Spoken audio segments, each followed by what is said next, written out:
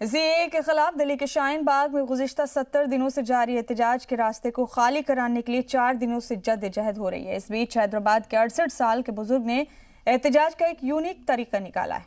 यह रिपोर्ट जरा देखिए। तेलंगाना हुकूमत ने भले ही सीएए के खिलाफ रियासती असेंबली में रेजोल्यूशन पास कराने का फैसला किया हो, लेकिन रियासती पुलिस लगातार एहतजाजियों के साथ सख्ती से पेश आ रही है। एक दो वाकयात को छोड़कर हैदराबाद पुलिस ऐसे मुजाहिरों को परमिशन देने से इनकार कर रही है। ऐसे हालात में 65 साल के एक बुजुर्ग ने सीएए की मुखालिफत में नायाब तरीका निकाला है। ये एक यूनिक टाइप का एहतजाज है जिसमें आवाम की खिदमत भी हो रही है, आवाम को मदद भी मिल रही है, ट्रैफिक आना जाना भी संभाल रहे हैं। और दूसरी तरफ जाने आप देखें एक तरफ स्टॉप लिखा हुआ है तो दूसरी तरफ आप रिजल्ट और एनपीआर। हैदराबाद के मल्लियापल्ली के रहने वाले सैयद आरिफुद्दीन का ये अंदाज लोग काफी पसंद कर रहे हैं।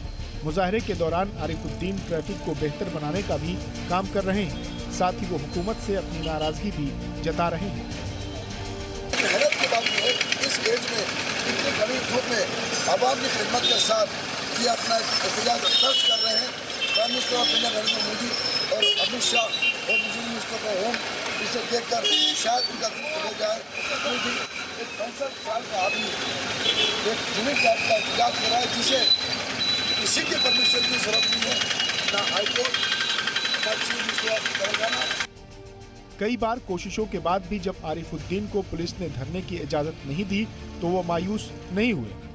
हर दिन सुबह नाश्ते के बाद वो शहर के किसी अहम चौराहे पर खड़े होकर ट्रैफिक के लिए काम करते हैं। साथ ही हुकूमत से नए शहरियत तरमीमी कानून के खिलाफ अपनी आवाज भी बुलंद कर रहे हैं।